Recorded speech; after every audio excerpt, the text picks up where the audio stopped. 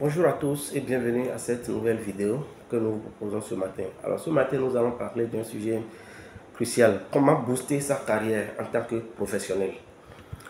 Euh, alors, c'est vrai, vous travaillez, mais vous ne pouvez quand même pas rester sur le même point pendant 10 ans, pendant 5 ans. Donc, à un moment donné, il va falloir réfléchir sur sa carrière, se définir des objectifs et se projeter sur le temps et se donner des objectifs. Alors, nous abordons dans ce sujet ce matin et définir ensemble quelques astuces, quelques secrets qui peuvent quand même permettre aux uns et aux autres de booster leur carrière. Alors, booster sa carrière professionnelle, alors nous en avons résumé, nous en avons concocté 12 points, 12 petits points qui peuvent aider donc, à booster sa carrière professionnelle. Alors, le premier point, c'est d'abord et avant tout de définir des objectifs professionnels. Alors, vous devez avoir toutes choses définies des objectifs professionnels à court, moyen et à long terme. Parce que sans ça, franchement, vous ne pouvez rien faire. Il faut qu'on sache, ou bien il faut que vous sachiez d'où vous partez et où vous allez. Dans cette veine, vous devez donc définir des objectifs clairs. C'est ce qui vous aidera donc à orienter à chaque fois vos actions et à rester motivé. Alors, premier point, définir des objectifs de carrière. Alors, deuxième point, c'est élargir donc vos compétences. Vous ne pouvez quand même pas rester sur votre seule formation et prétendre donc booster votre carrière. Non, non, vous êtes peut-être comptable. Alors, vous devez quand même tout mettre, faire des mises à jour. Vous devez élargir vos compétences. Vous devez mettre à jour vos compétences et apprendre de nouvelles choses, de nouvelles manières de faire, des logiciels nouveaux qui sont quand même utilisables dans votre domaine d'activité, dans votre secteur. Vous devez être à jour.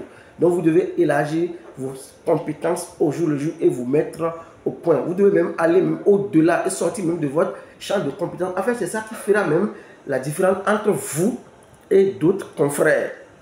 Vous êtes peut-être tous des comptables. Tout le monde connaît les logiciels comptables que vous utilisez. Mais vous, ce qui fera de vous la différence, c'est que vous connaissez d'autres choses qui ne sont même pas du ressort de la comptabilité. Vous êtes peut-être, vous connaissez quand même peut-être des choses du droit.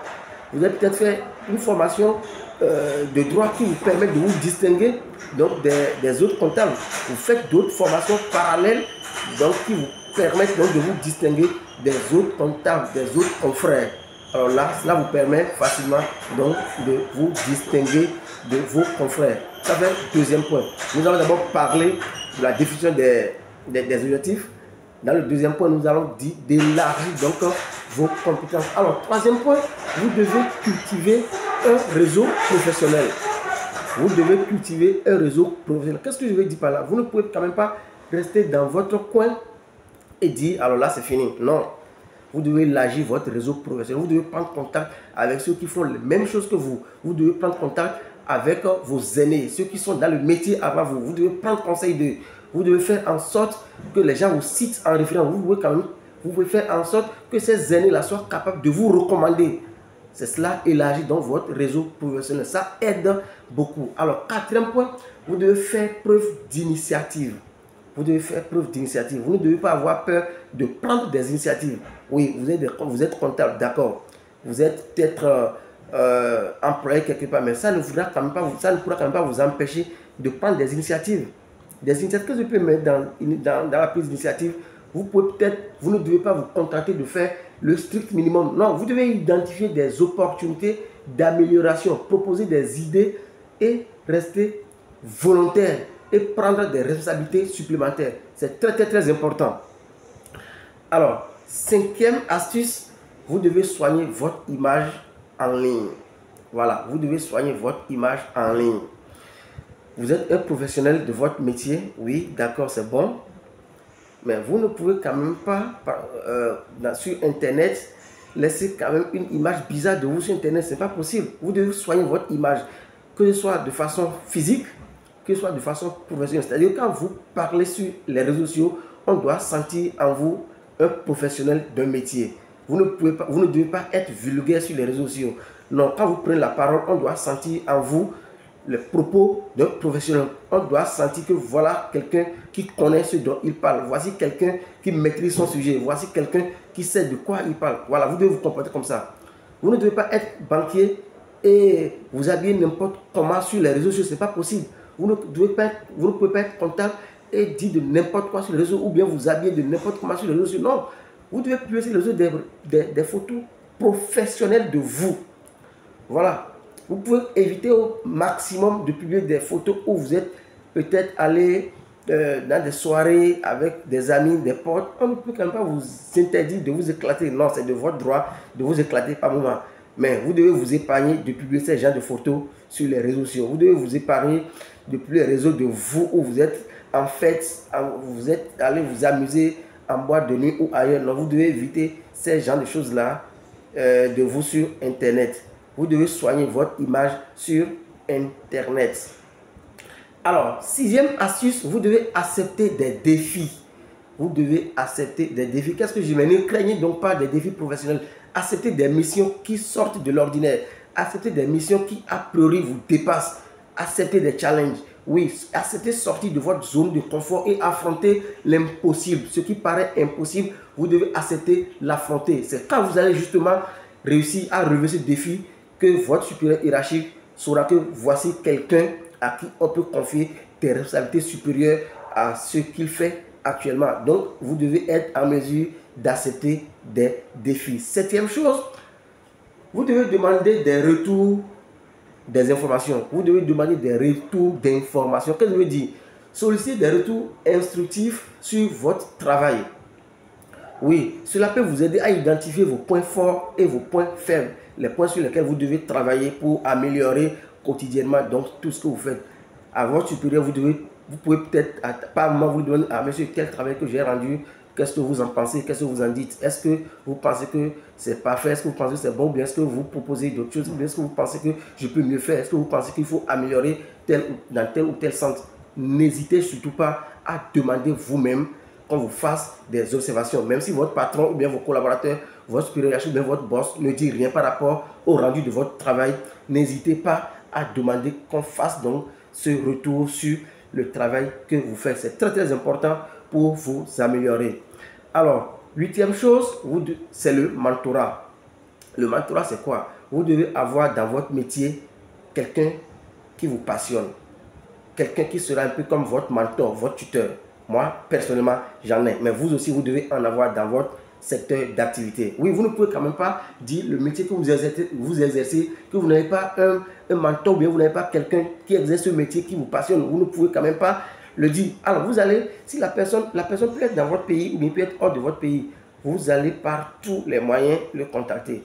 Par les réseaux sociaux, sur Internet, vous devez quand même trouver des moyens pour contacter celui qui vous passionne, celui que vous ambitionnez atteindre, enfin, celui comme qui vous voulez faire, celui dont vous voulez mettre les pas dans les siens. Vous devez tout faire pour contacter celui-là, pour prendre des conseils de lui, pour dire, mais monsieur, patron, je vous admire beaucoup sur les réseaux sociaux, bien je fais, votre travail me passionne beaucoup, c'est grâce à vous que je me suis inscrit dans telle formation pour exercer le métier parce que je pense que comme vous, il y en a très très très peu et vous me passionnez beaucoup. Alors, vous prenez des conseils sur des personnes comme cela. Comment vous êtes-vous arrivé à ce niveau? Quels ont été vos obstacles? Comment arrivez-vous à surmonter les obstacles? Vous prenez des conseils sur ces genres de personnes. Je pense personnellement que si vous identifiez quelqu'un comme ça que vous contactez, il faut être bête pour ne pas accepter quand même être le tuteur de quelqu'un que vous impactez positivement. Donc, moi, je l'ai fait très, très facilement. J'ai contacté le monsieur. Il n'est même pas dans mon pays. Je l'ai contacté sur Internet. Je prends des conseils chez lui. Il m'a tout de suite donné son numéro. Je n'arrête de l'appeler, de discuter avec lui. Si j'ai des challenges, je partage avec lui. Il me donne des conseils. Il m'oriente. C'est pareil que je vous invite à faire. C'est très, très passionnant. Et ça aide vraiment à booster votre carrière. Dans le même sens, cette même personne ne va pas hésiter à vous ouvrir des portes. Il va vous proposer des opportunités dès qu'il en a l'occasion. C'est très, très important.